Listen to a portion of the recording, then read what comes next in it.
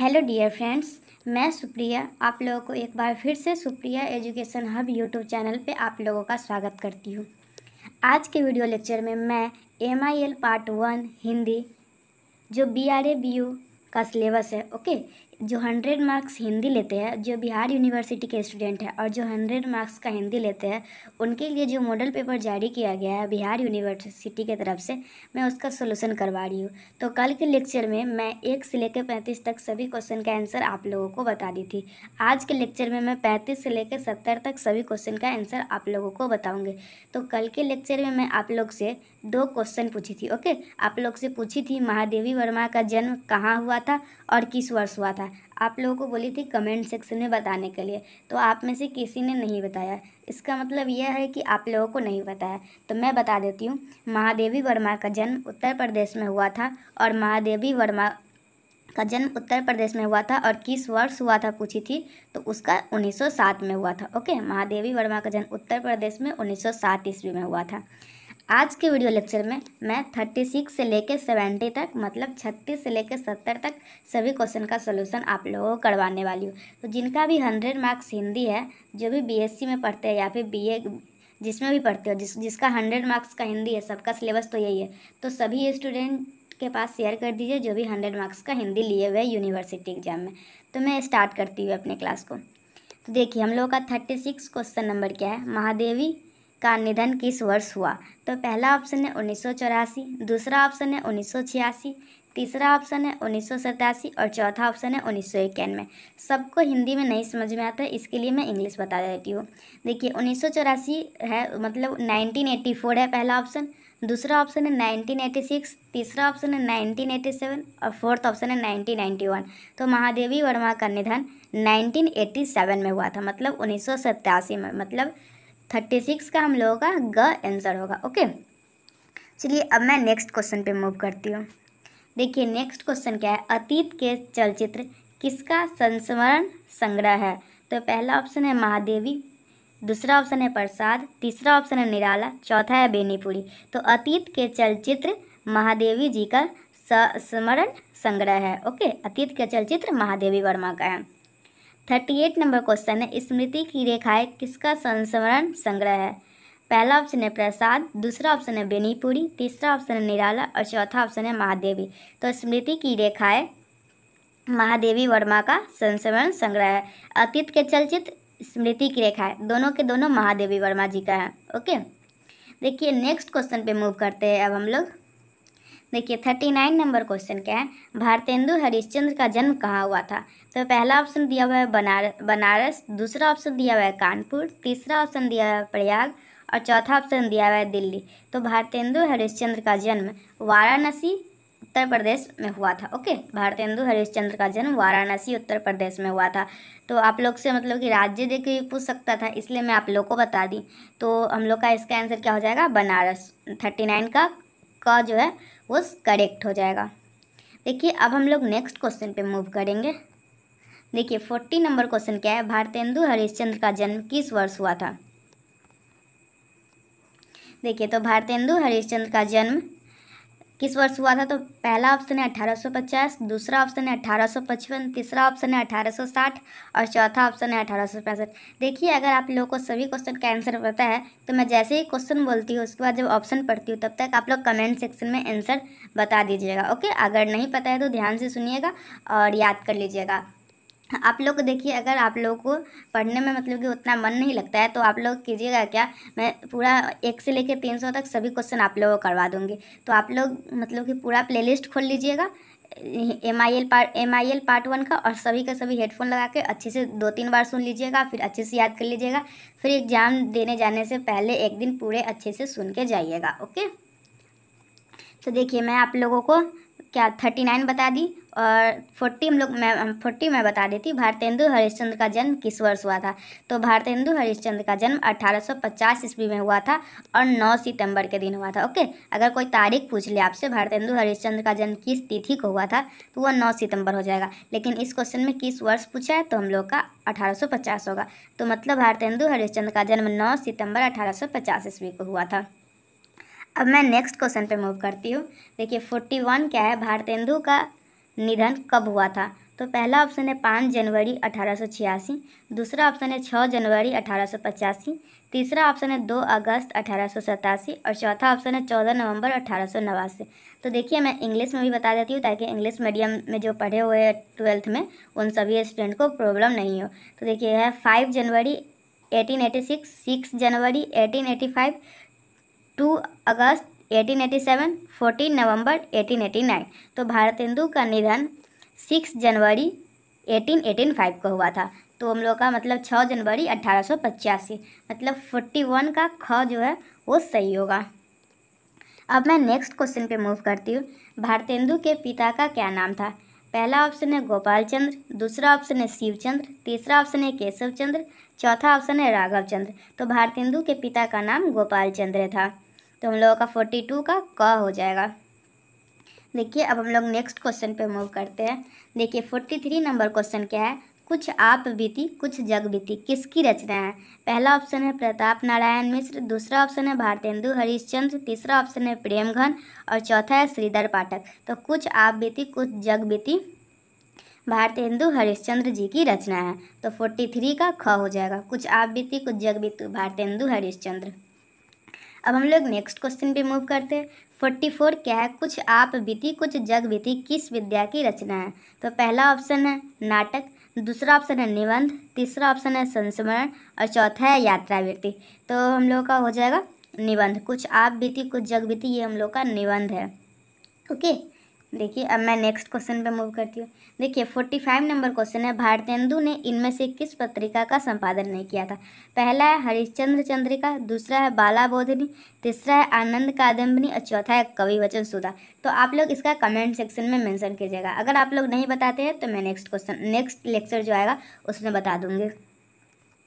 देखिए 46 क्या है? कवियों की उर्मिला विषयक उदासीनता के लेखक है। तो पहला ऑप्शन निराला, दूसरा ऑप्शन है मैथिली शरण गुप्त, तीसरा ऑप्शन है महावीर प्रसाद द्विवेदी और चौथा ऑप्शन है अयोध्या प्रसाद खत्री। तो कवियों की उर्मिला विषयक उदासीनता के लेखक है महावीर प्रसाद द्विवेदी। मतलब 46 का ऑप्शन नंबर ग है करेक्ट हो जाएगा।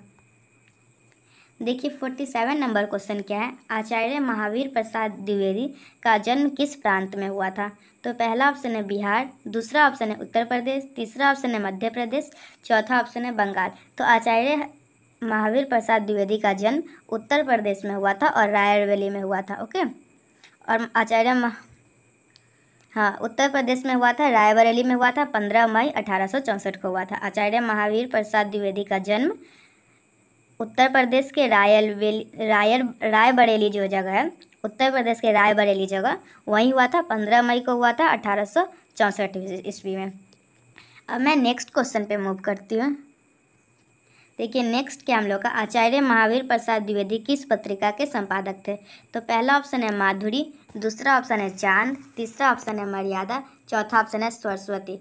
तो हम लोग आचार्य महावीर प्रसाद द्विवेदी सरस्वती पत्रिका के संपादक थे। तो इसका हम लोग का ऑप्शन नंबर घ सही हो जाएगा।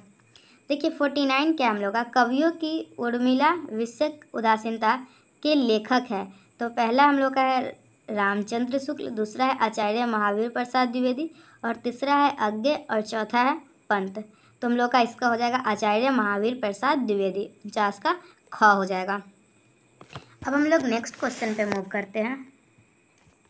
देखिए 50 नंबर क्वेश्चन क्या है? कवियों की उर्मिला विषयक उदासीनता किस विद्या की रचना है?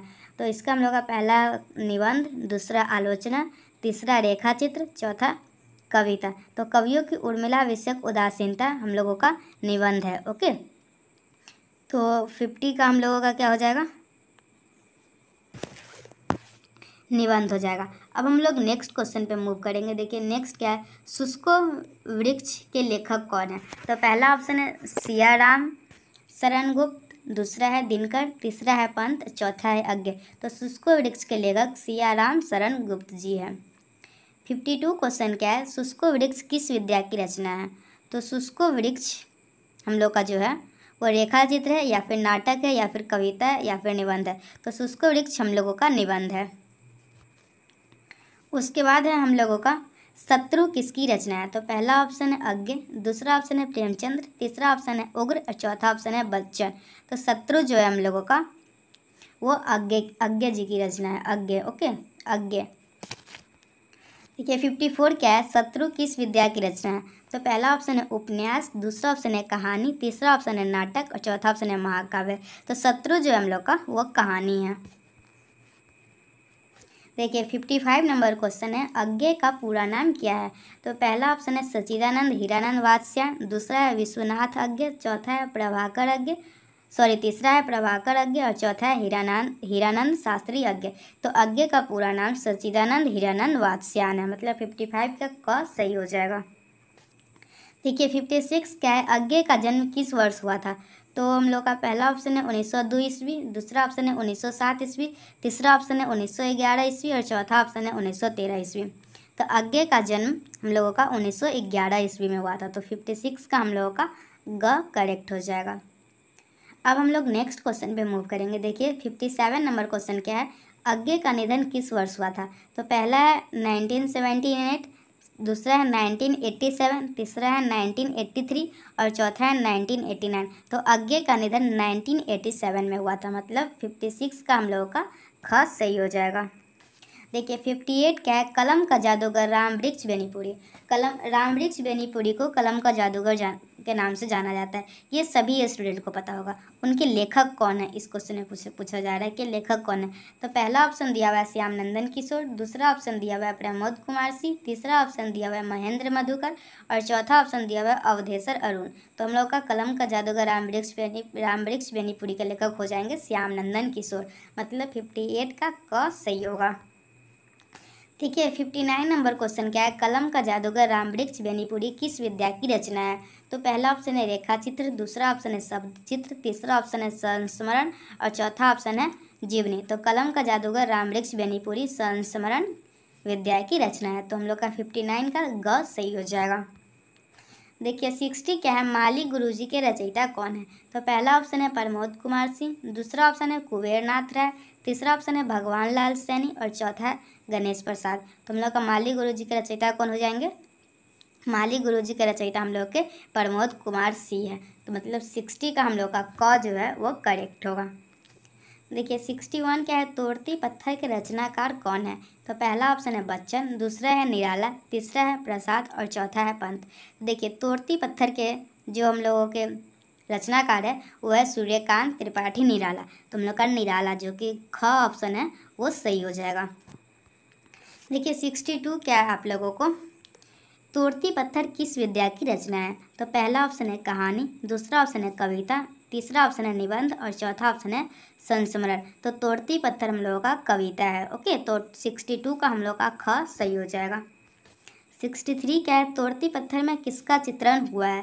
पहला ऑप्शन है मजदूरनी, दूसरा ऑप्शन है किशोरी, तीसरा ऑप्शन है रानी और चौथा ऑप्शन है कानी। तो तोड़ती पत्थर हम लोगों का पत्थर तोड़ने वाली मजदूरनी का चर्चा इसमें किया गया था। तो इसका 63 का हम लोगों का क हो जाएगा। देखिए 64 क्या हम लोगों का, निराला किस कालखंड के कवि है? पहला ऑप्शन है छायावाद युग, दूसरा ऑप्शन है प्रगतिवाद युग, तीसरा ऑप्शन है प्रयोगवाद युग, चौथा ऑप्शन है उत्तर छायावाद युग। तो हम लोग का निराला किस कालखंड के कवि है? तो हम लोग का हो जाएगा छायावाद युग, मतलब 64 का हम लोग का क सही हो जाएगा। देखिए 65 क्या है, जूही की कली किसकी रचना है? तो जूही की कली किसकी रचना है? तो पहला ऑप्शन है निराला, दूसरा ऑप्शन है बच्चन, तीसरा ऑप्शन है पंत और चौथा ऑप्शन है महादेवी। तो हम लोगों का जूही की कली किसकी रचना है? तो जूही की कली हम लोगों का सूर्यकांत त्रिपाठी निराला जी की रचना है। तो हम लोगों का 65 का क सही हो जाएगा। देखिए 66 क्या है, व्याल विजय के कवि है? पहला ऑप्शन है निराला, दूसरा ऑप्शन है अज्ञे, चौथा ऑप्शन है तीसरा ऑप्शन है दिनकर और चौथा ऑप्शन है प्रसाद। तो व्याल विजय जो हम लोगों का है ना, वो हम लोग का रामधारी सिंह दिनकर का रचना है। तो हम लोग का 66 का ग सही हो जाएगा। व्याल विजय के कवि है रामधारी सिंह दिनकर। 66 तक हम लोग कर लिए। अब हम लोग 67 पे मूव करेंगे। देखिए 67 क्या आप लोगों को, दिनकर की पहली कृति का नाम है? पहला ऑप्शन है प्रणभंग, दूसरा ऑप्शन है विजय संदेश, तीसरा ऑप्शन है चक्रवाल और चौथा ऑप्शन है उर्वशी। तो दिनकर की पहली कृति का नाम है उर्वशी। देखिए 68 नंबर क्वेश्चन क्या है, कुरुक्षेत्र के कवि है? तो कुरुक्षेत्र के कवि कौन है? तो पहला ऑप्शन है दिनकर, दूसरा ऑप्शन है बच्चन, तीसरा ऑप्शन है निराला और चौथा ऑप्शन है प्रसाद। तो कुरुक्षेत्र के कवि हम लोगों के रामधारी सी दिनकर है। तो हम लोगों का 68 का क सही हो जाएगा। देखिए 69 क्या हम लोग का हुंकार के कवि है। तो पहला ऑप्शन है निराला, दूसरा ऑप्शन है अज्ञे, तीसरा है दिनकर, चौथा है बच्चन। तो हुंकार के कवि हम लोगों के हैं रामधारी सी दिनकर। तो हम लोग का 69 का ग सही हो जाएगा। देखिए 70 नंबर क्वेश्चन क्या है, रेणुका के कवि है। पहला ऑप्शन है दिनकर, दूसरा ऑप्शन है बच्चन, तीसरा ऑप्शन है पंत और चौथा है निराला। तो रेणुका के कवि भी रामधारी सी दिनकर है। मतलब कुरुक्षेत्र, हुंकार, रेणुका, कुरुक्षेत्र हुंकार रेणुका, तीनों के कवि रामधारी सी दिनकर है। तो चलिए आज के वीडियो लेक्चर में मैं लेकर 35 से लेकर 70 तक क्वेश्चन आप लोगों को बता दिया और एक क्वेश्चन बताइए बोली हूँ आप लोगों को जवाब देने के लिए। आप लोग कमेंट सेक्शन में उसका आंसर बताइएगा। जो भी स्टूडेंट सबसे पहले आंसर देंगे उसका कमेंट मैं पिन कर दूंगी। ओके, कल के वीडियो लेक्चर में आगे का क्वेश्चन मैं आप लोगों को बताऊंगी। Okay, thanks for watching my video और प्लीज़ चैनल को सब्सक्राइब कर दीजिएगा ताकि आप लोग को नोटिफिकेशन मिल जाए। मैं आगे का जो भी मतलब कि अभी तो 70 तक ही डाली हूँ ना, आगे का भी तो डालना है, तो आगे का डालूँ तो आप लोग को टाइम पे नोटिफिकेशन मिल जाए। इसके लिए चैनल को सब्सक्राइब कर लीजिए। अगर वीडियो अच्छा लगा है तो लाइक कर दीजिए और आपके जितने भी फ्रेंड्स हैं जिनका हिंदी 100 मार्क्स का है और 2019 टू 2022 मतलब 2019 से 2022 सेशन में वो पार्ट 1 का एग्ज़ाम देने जा रहे हैं, तो उन सभी स्टूडेंट को वीडियो शेयर कर दीजिएगा। ओके, उन्हीं लोग के लिए ये मॉडल पेपर जारी किया गया है। चलिए, thanks for watching my video and thanks for coming Supriya education hub. Okay, bye, take care.